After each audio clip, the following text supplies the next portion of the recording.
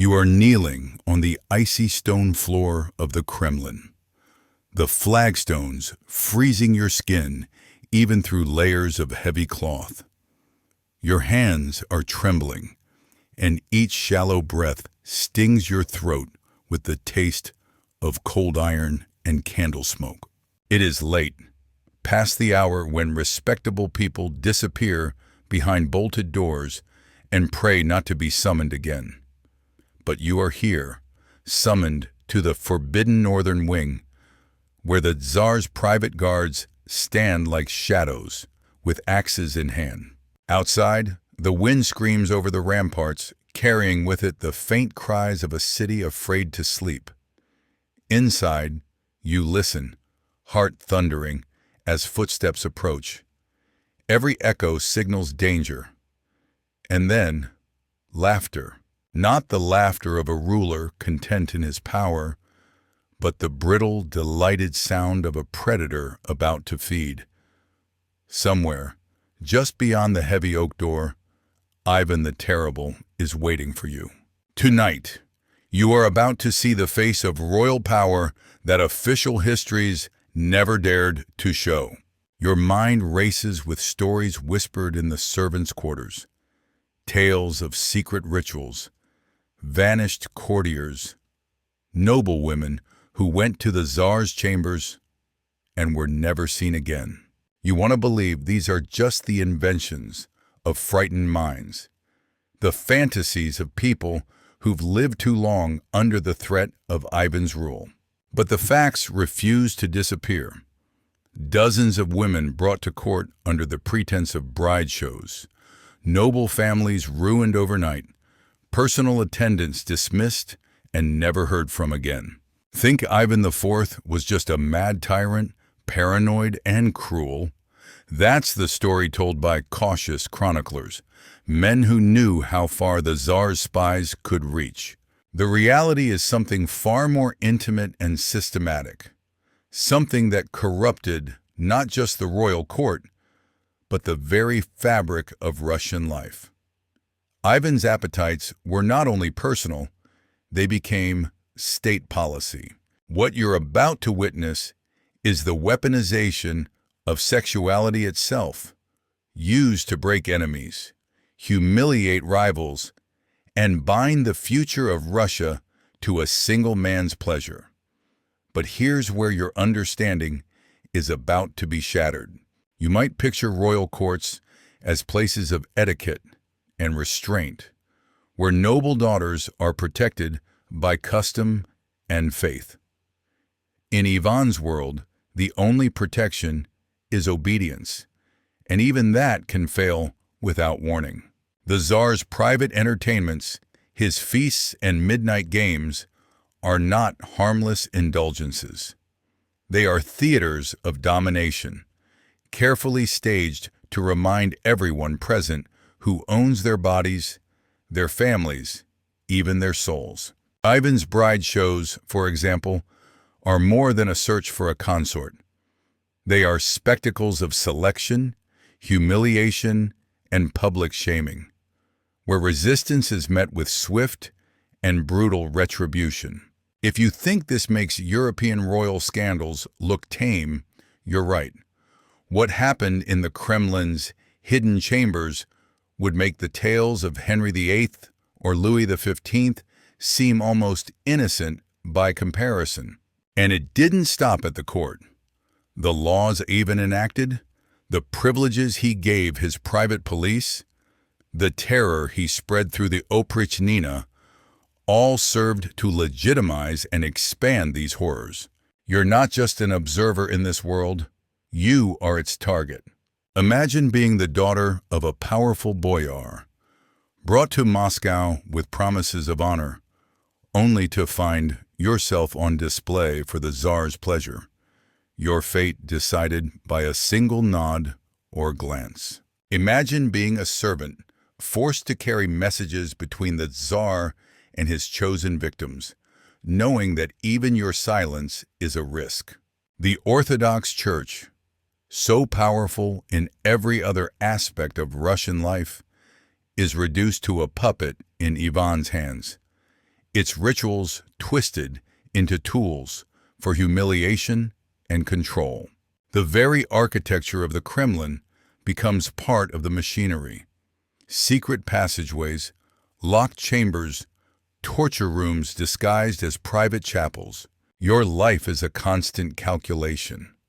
How to avoid notice, how to survive the next summons, how to disappear into the background before Ivan's gaze finds you.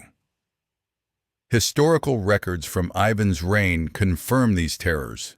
Chroniclers like Andrei Kurbsky, once Ivan's closest confidant, described nights filled with screaming, mornings littered with broken bodies, and a court paralyzed by fear. The so-called bride shows of 1547 and after are documented in the Tsar's own decrees. Young women selected from noble families, subjected to examinations, and forced to endure rituals of purity and obedience under the eyes of priests and guards. Failure meant exile at best, mutilation, or death at worst. Ivan's private police, the Oprichniki, enforced these terrors with a fanaticism that made the old laws meaningless. In a world where power was measured by proximity to the Tsar, every social boundary could be crossed, every taboo broken, so long as it fed the appetites of the man on the throne. But here's what should truly haunt you. Ivan's desires were not just tolerated, they became the norm. Over time, the spectacle of violence and humiliation seeped into the rituals of state. Public punishments were staged as moral lessons. Sexual cruelty became a tool for breaking rebellious families, and the Kremlin itself transformed into a labyrinth of terror, where no one, noble or peasant, priest or prince, could feel safe. By the time you realize this, it's too late. The guards outside the chamber have locked the door. Ivan's voice, soft and amused, calls your name. You stand, knees aching, and prepare to step into a world where pleasure and punishment are indistinguishable, and the only rule that matters is the Tsar's whim. But what you don't know yet is just how far Ivan is willing to go. Tonight's ritual will not be like the others. Tonight, you are not just a witness. You are the proof that in Ivan's Russia, no one's body truly belongs to themselves. The door groans open, and you're seized by two Oprichniki in black leather, their faces masked, their eyes burning with fanatical loyalty. They drag you into a chamber where the air is thick with incense, animal sweat, and the tang of fear. Ivan sits on a raised platform surrounded by flickering torches that throw monstrous shadows against the ancient walls. Tonight is one of the Tsar's bride shows, but what you see is nothing like a ceremony of love. It's a stage set for terror, where power is measured in humiliation and obedience, and every witness is a prisoner. You are lined up with a dozen other girls, all daughters of boyars, Russia's noble families, now brought low by a ruler who delights in their degradation. Ivan's gaze sweeps over you, cold, analytical, more like a butcher inspecting livestock than a man searching for a wife. He gestures, and his guards begin the ritual, stripping away layers of fabric, searching for imagined blemishes, whispering comments that make your face burn with shame. The churchman beside Ivan blesses the proceedings, reciting prayers that twist scripture into justification for the Tsar's appetites. Your knees shake, but you do not dare move. Every gesture is watched, every flinch catalogued for later punishment. What most do not realize is that Ivan's bride shows were not merely personal entertainment. They were systematic mechanisms of control, a theater designed to remind the court and the country that every body, every life belongs to him. Official chronicles record the first of these spectacles in 1547, when Ivan chose Anastasia Romanovna. But the true horror was not in selection, it was in rejection. You watch as one girl, trembling and defiant, lowers her eyes and refuses to speak when Ivan addresses her. Silence fills the room. The Tsar's face twists in anger. With a snap of his fingers, the Oprichniki seize her, drag her from the hall, and her screams fade down the corridor. No one asks where she is taken. Everyone knows that resistance to Ivan's will can lead only to ruin. But here's where it gets worse. For those left behind, the lesson is clear. Obedience is not enough. You must perform your fear, your submission, your willingness to endure humiliation for the Tsar's pleasure. The priest continues to chant. Ivan leans forward, his eyes glinting as he asks questions about your family, your upbringing, your body. Each answer is an ordeal. You are measured not just for beauty, but for pliancy, for how easily you can be broken and reshaped into a symbol of the Tsar's absolute power. Even the air feels corrupted, heavy with expectation and threat. You try not to look at the row of black-robed guards who line the walls, each holding the axe of the Oprichnina. Their presence is a reminder. These are not simply royal bodyguards, but executioners. In 1565, Ivan created the Oprichnina, a parallel government run by his personal police with the power to arrest, torture, and destroy anyone at his command. The line between public law and private appetite is gone. Tonight, those axes are not just symbols of death. They are instruments of discipline for anyone who fails to please the Tsar. In this new order, there are no boundaries between state terror and sexual horror. What happens in this chamber will decide the fate not just of the women before Ivan, but of entire families, villages, and provinces. But here's the part that will haunt you most. Ivan does not simply select a bride and dismiss the others. He orders each girl to perform tasks, recite poetry, sing, dance, answer questions about their willingness to serve, even to endure public mockery. Laughter echoes as one girl stumbles. She is forced to kneel and beg forgiveness before the whole assembly. Another, praised for her purity, is rewarded with a kiss from the Tsar, which leaves her shaking with dread. The spectacle is calculated, designed to break not just individuals, but the collective spirit of the Russian nobility. You watch as a mother, brought in to witness her daughter's humiliation, tries to hide her tears. Ivan calls her forward, taunts her about her family's loyalty, and makes her swear an oath to deliver any future granddaughters for the same service. The hall smells of wax, sweat, and humiliation. Every moment is a lesson. In Ivan's Russia, no dignity is safe, no virtue sacred, no limit exists except the Tsar's pleasure. But even this isn't the true end of the ritual. At the close, Ivan stands, his robes dragging across the floor, and pronounces his judgment. One girl, chosen for her beauty and meekness, will become his wife. The others, he waves a hand, will be sent back to their families, for now, but their futures depend on the Tsar's changing moods. Some will be married off as political gifts, others held at court as living trophies, a few destined for darker purposes in the private wings of the palace. The fear is so thick, you can taste it. You are left standing as the room empties, knees weak, mind reeling. You have seen how Ivan uses the most intimate aspects of human life to rule through shame and terror. And you realize the real power of the Tsar is not in armies or laws, but in his ability to make every heart tremble at his desires. The church, the nobility, even your own parents are powerless to protect you.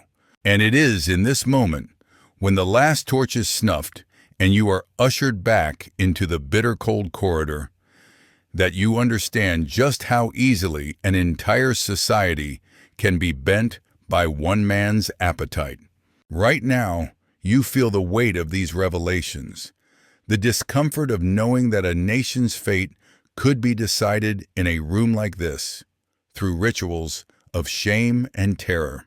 If uncovering the hidden machinery of power behind Russia's most infamous ruler grips your curiosity, subscribe now. This journey will take you deeper into the forbidden truths that official history tried to erase. And the next revelations will expose horrors that even the Tsar's most loyal servants dared not speak aloud. Your understanding of Ivan the Terrible is only beginning. The sun barely rises over Moscow before you are summoned again, your dreams fractured by echoes of the night before. The Oprichniki find you before dawn, their black horses waiting, the sound of hooves muffled by thick morning fog. You are bundled into a cart, blindfolded, and carried through streets where no one dares look out their window. The city is silent, the fear of Ivan's wrath choking every alley and square. The destination is not the Kremlin this time, but a vast hall in Alexandrovskaya Sloboda, the Tsar's private city, his personal playground and fortress of terror. Here, away from the eyes of foreign ambassadors and timid boyars, Ivan's imagination runs unchecked. You are not alone. Dozens of others, servants, nobles, even priests have been gathered for tonight's entertainment. Ivan sits at the head of a long blood-red table, the surface crowded with silver goblets, plates piled high with steaming meat, pitchers of dark wine. But food is not the feast's purpose. The Tsar raises a hand and the doors swing open. Oprichniki drag in the first of the night's performers. A noble woman, barely older than you, her face streaked with tears, her gown torn. Ivan's lips curl in a smile that chills your blood. He signals, and the games begin.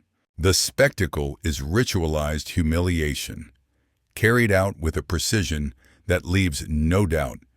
This is not the outburst of a madman, but the planned work of a ruler who has fused pleasure, power, and punishment into a single weapon. The woman is forced to recite verses, each wrong answer met with laughter, each stumble drawing jeers from the watching nobles. When she falters, an Oprichnik steps forward, brandishing a whip more for spectacle than pain, because the real agony is in the eyes. The knowledge that everyone here is a witness and no one will come to her aid. But here's where it gets truly disturbing. Ivan does not merely torment individuals. He forces families to turn on each other. One of the men at the table, a former confidant named Prince Ivan Petrovich Shuisky, is ordered to pass judgment on his own cousin.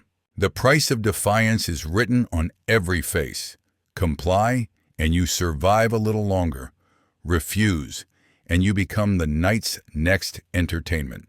Documentary evidence from the chronicles of the Oprichnina, especially the letters of Andrei Kurbsky, now in exile, describe scenes exactly like this.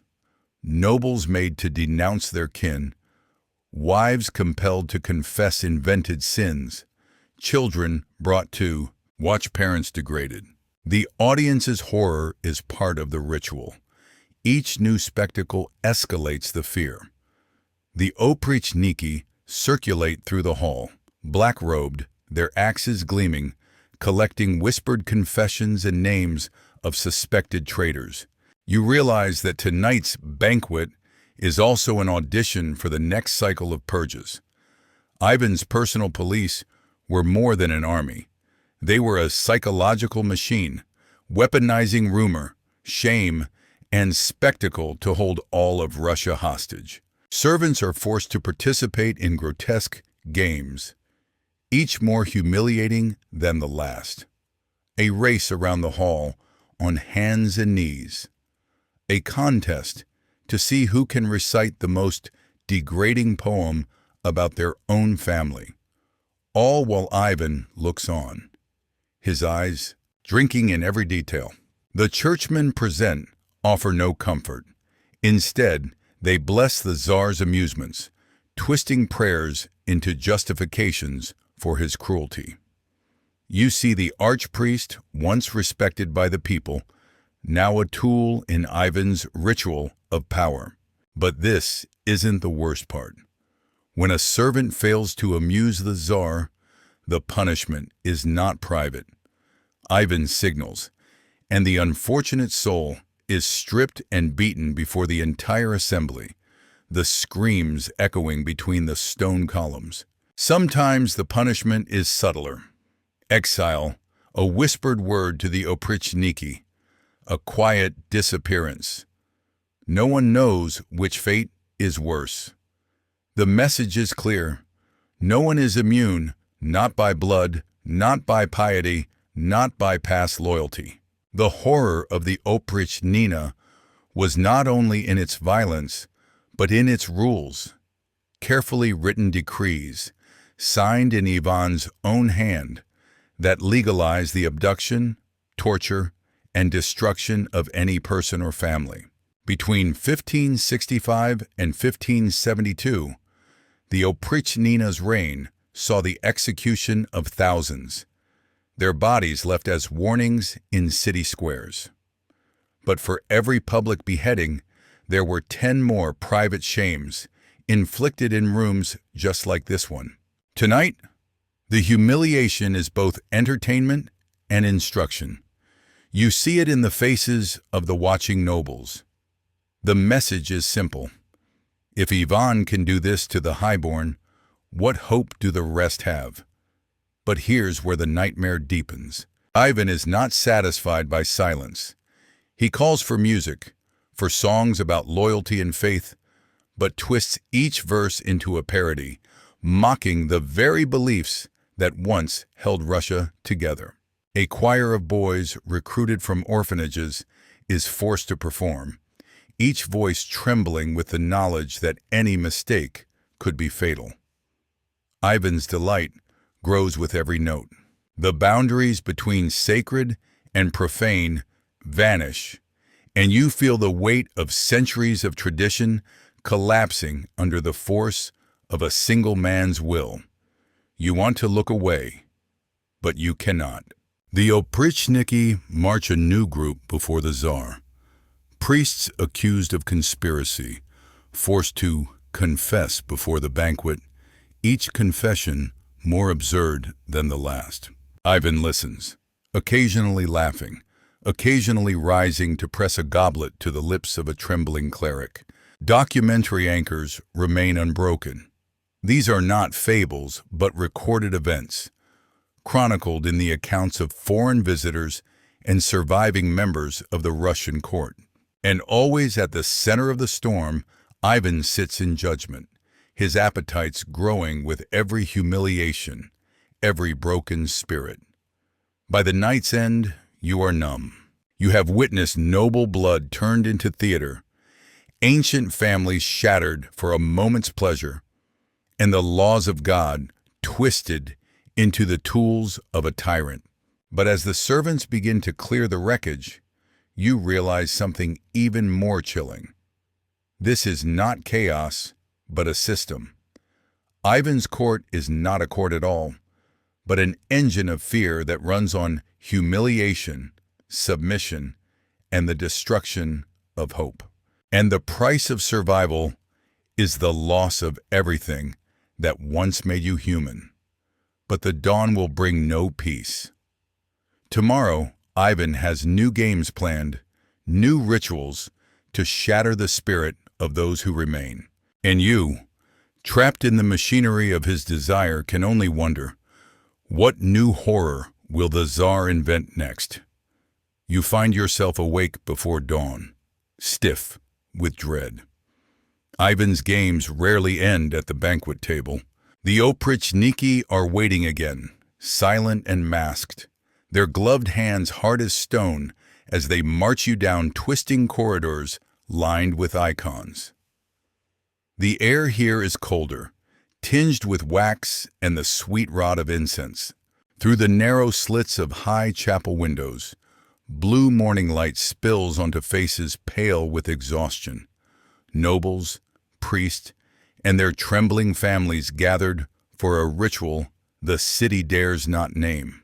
The Tsar has summoned everyone to witness the holy mysteries, but already you sense what's coming is anything but sacred. Tonight, Ivan presides in his most elaborate robes, a crown glittering on his brow, the cross of Saint Andrew clutched in one white fist. The walls pulse with candlelight, and at his feet kneel the highest priests of the Orthodox Church. The ritual is a grotesque parody, a mock wedding, but not of joy or faith. Ivan chooses a bishop, forces him to wear the veil of a bride, and orders the court to bless the union. His laughter cuts through the prayers, tainting the sacred space.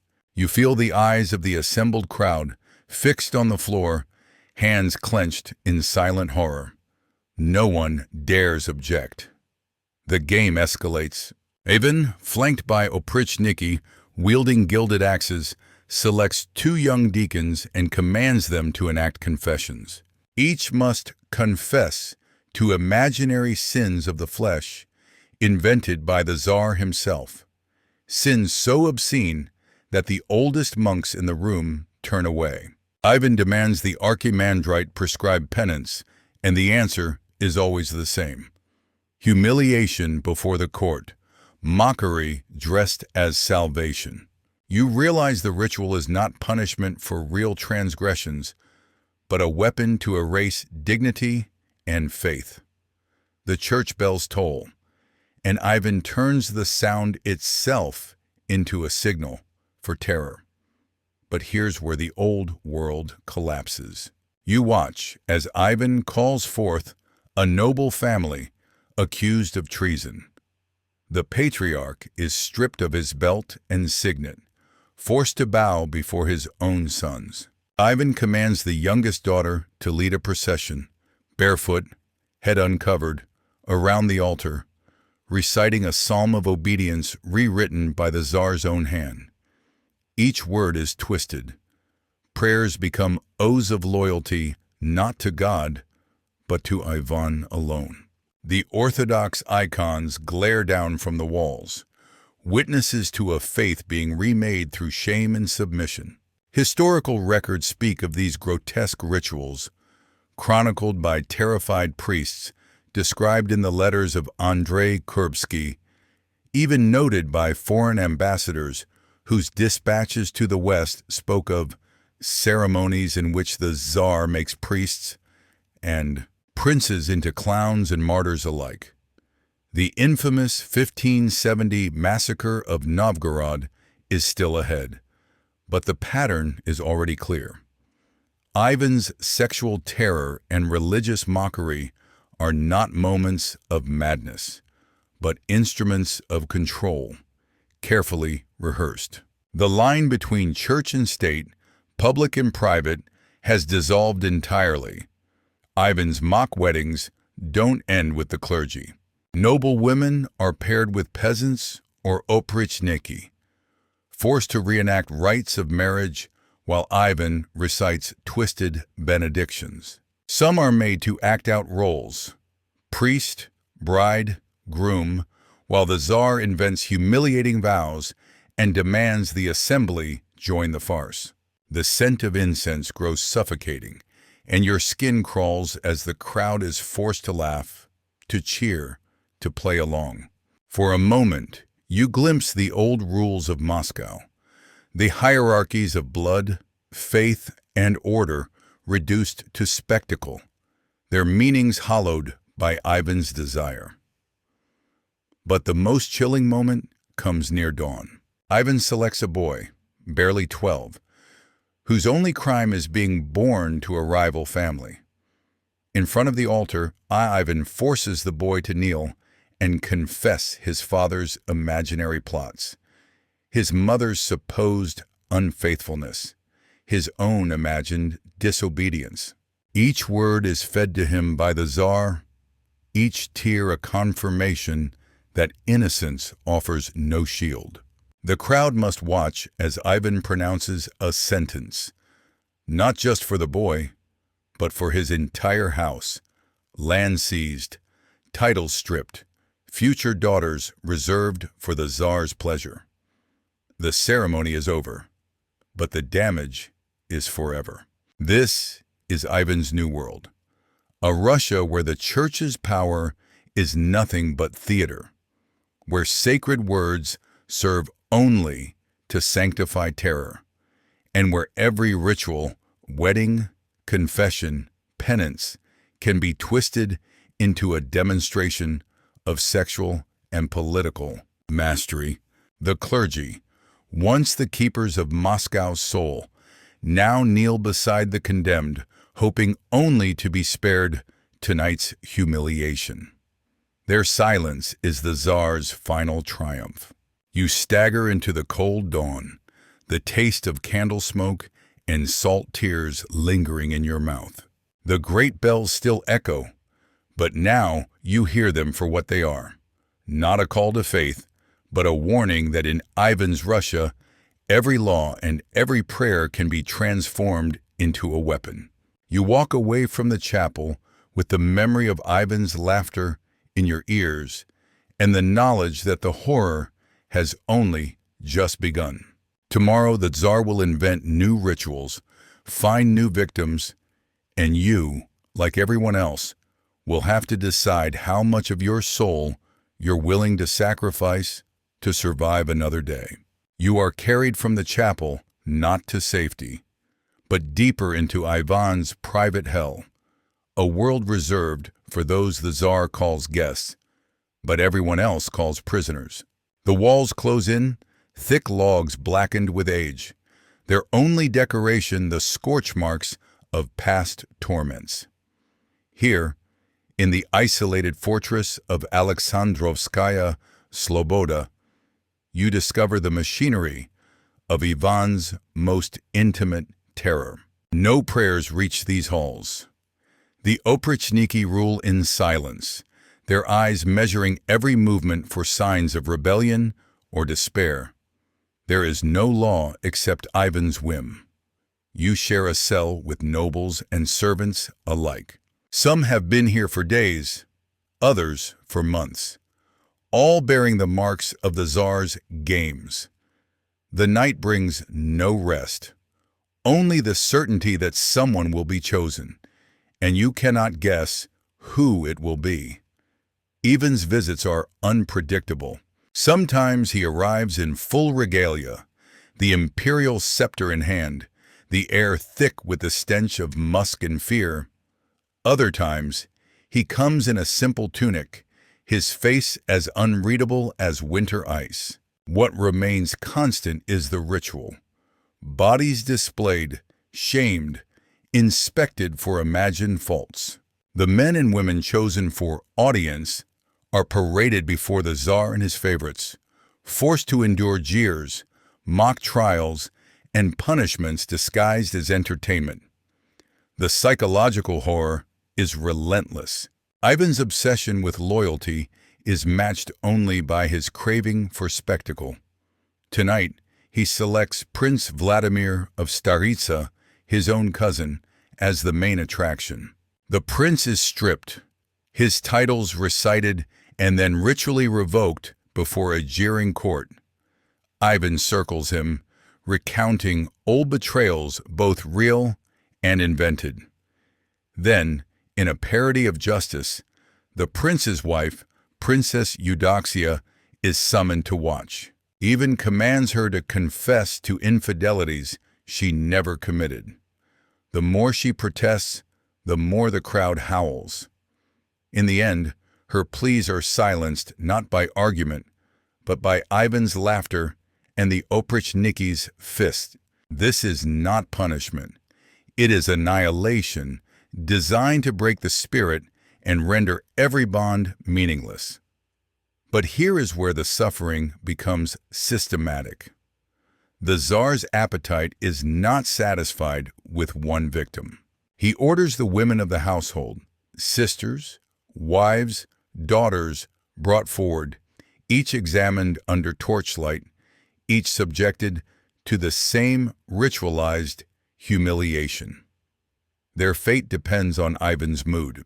Some are given as rewards to loyal Oprichniki, others disappear into locked rooms, their voices lost behind heavy doors. The records speak for themselves.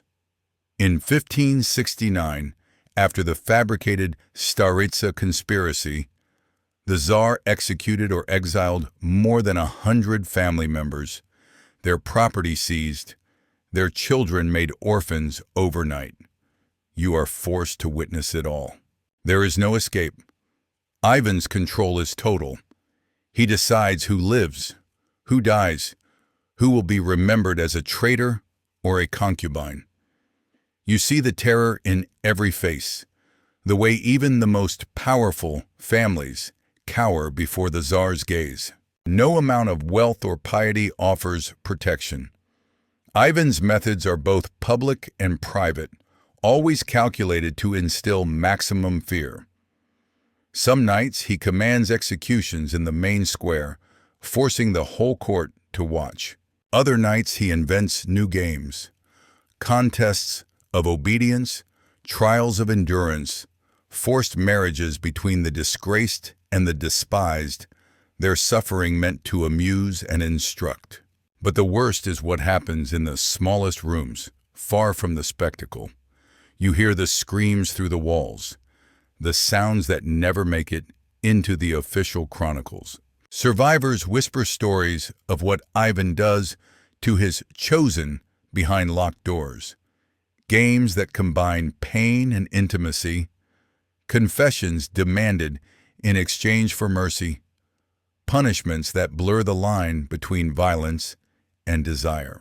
It is here that the Tsar's madness and method merge, producing a terror that cannot be escaped even in sleep. Some prisoners, broken by endless nights, begin to pray for death. Others try to please, hoping to become invisible, to be overlooked until the Tsar's interest turns elsewhere. Documentary anchors do not falter. The death of Prince Vladimir of Staritsa is recorded in detail. Poison wine, a forced confession, a public execution staged as a lesson to all Russia. The fate of Maria Temryukovna, Ivan's second wife, chosen from a line of Circassian princesses famed for her beauty, ends in mystery, her death surrounded by rumors of torture, jealousy, and ritual humiliation. Chroniclers like Kurbsky, in exile, describe a court where every rule has been erased, every taboo broken, every intimacy corrupted by fear. The Oprichniki serve as both spectators and participants, their loyalty to Ivan secured by their own complicity in his horrors. But here's what truly sickens you. Over time, the rituals of pain and submission become routine. You watch as new prisoners arrive, hesitant, proud, full of hope that justice still means something in Russia. Within days, their defiance is stripped away. They learn to lower their eyes, to say what Ivan wishes to hear, to betray friends for the promise of one more day alive. You see it happen to yourself. The first time you lie to please the Tsar, you feel the shame burn inside. The second time, it is easier. By the end, you understand. Survival here means losing the ability to be shocked at all. The fortress becomes a world unto itself, a laboratory of terror where Ivan's obsessions are acted out with impunity. You feel your own will dissolving day by day. The names of the dead multiply, cousins, lovers, strangers whose only crime was to catch the Tsar's eye at the wrong moment. You realize that what Ivan has built is not merely a regime, but a system of total domination in which everyone, noble or commoner, child or priest, exists only to serve the Tsar's endless appetites. But the horror is not finished. Rumors spread of new lists, new rituals. The next dawn may bring your name to Ivan's lips, and as the keys rattle in the Oprichniki's hands, you know the only law that matters now is Ivan's desire, and the next game will be the most terrifying yet. You survive the winter in Alexandrovskaya Sloboda only because Ivan forgets you for a time. The fortress grows colder. The corridors slick with frost as the Tsar's moods darken. He grows more paranoid, his pleasures more unpredictable, his punishments more grotesque. One night, you are awakened by the sound of boots and weeping. Another noblewoman is dragged past your cell, her cries echoing off the walls. Ivan's games have reached their final phase, a horror so refined that even his closest servants whisper prayers for mercy. No one is innocent, no one is safe. The climax arrives in a torrent of violence and suspicion. The court is called together in the main hall, the air thick with the smell of burning pine and blood. Ivan stands before you in a robe stained with wine and something darker. His eyes are fever-bright, his words slurred with rage. Tonight, there will be no pretense of ritual, no farce of justice. Instead, he summons his own heir, Ivan Ivanovich, the pride of Russia, the only son the Tsar ever truly loved. Before the entire court, Ivan accuses him of disloyalty, of defying his will, of failing to please his father in every way. The Tsar's fury is terrifying, raw, naked. In a sudden, shocking moment, Ivan lifts his scepter and strikes his son across the skull. The sound is dull, final, a crack that silences the world. You watch the blood pool at Ivan Ivanovich's feet, the court frozen in horror, the Tsar trembling as he realizes what he has done. The boy dies within days, and with him, the last hope for a different Russia. Chroniclers record the scene with trembling hands. Foreign ambassadors write home that Moscow has been shattered. It is not just a prince who dies, it is the soul of a nation, choked by fear and shame. Ivan weeps, but his grief only deepens the terror. For now everyone knows that even the Tsar's closest blood can be destroyed on a whim. The fate of the Romanovs, the Shuiskys, the Staritsas, generations of noble houses, are sealed in those moments of madness and sorrow. But here's where it becomes clear that the horror was never only about Ivan himself. What you have lived through is the creation of a society built on submission, humiliation, and secrecy. You emerge from the fortress, thin and haunted, to a city where the old rules have vanished. People avoid each other's eyes. Women cover their faces. Families are careful never to speak of what happened in the night. Children grow up learning that the greatest virtue is silence, that love is dangerous, that to survive is to hide the truth of what you have seen and endured. The church, once the soul of Russia, stands empty or echoes only with forced prayers. Priests who once blessed marriages now bless executions. The Oprichniki ride openly, symbols of a new Russia where terror is law. The cruelty that began as Ivan's appetite has been institutionalized, echoed in every court, every household, every generation that comes after. The city is quieter than before, but beneath the silence is a wound that will never heal. You have witnessed the machinery that turned desire into a weapon, faith into a farce, and intimacy into a theater of power. The echoes of these rituals do not fade with Ivan's death. When the Tsar finally collapses, his body wasted by guilt, sickness, and age, the bells toll for a man whose shadow will haunt the country for centuries. The system he created survives him, lingering in the laws, in the hush that falls when certain names are mentioned, in the terror that remains in your bones. But what do you do with such knowledge? In the years that follow, you find yourself searching for signs that the world has changed. Sometimes, late at night, you hear new rulers promising reform, new priests swearing the return of justice. But the lessons of Ivan's reign endure. Those who wield power rarely surrender their appetites. And the greatest cruelty is how ordinary people learn to survive inside these systems.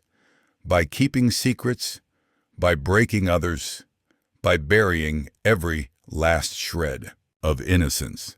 You leave this story changed forever.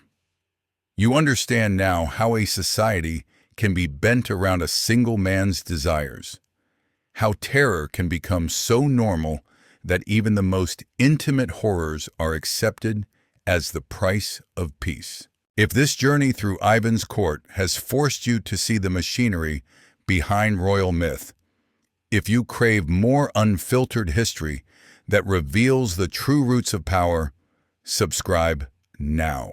Because only by confronting these buried truths can we ever hope to see the past and ourselves without illusion. The darkness you have witnessed is not just Russia's inheritance. It is the shadow that haunts every civilization willing to trade silence for survival.